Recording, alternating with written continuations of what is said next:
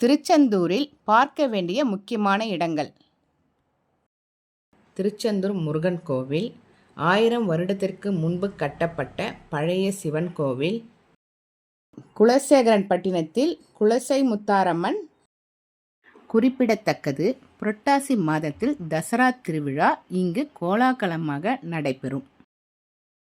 வேண்டியதை தருவாள் குலசை முத்தாரம்மன் என்ற பெயரும் உண்டு.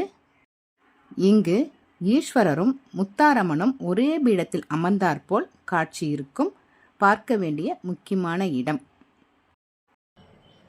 கொஞ்ச தூரத்தில் மணப்பாடுங்கிற ஊர் இருக்குது. அங்கே தான் புனித சவரியார் வாழ்ந்த குகை இருக்குது. பாறை மேல் உயரமான சிலுவையும் அங்கே தான் இருக்குது. மணப்பாட்டில் இருந்து பக்கத்தில் ஒவ்வொரு எண்ணும் ஊர் உள்ளது.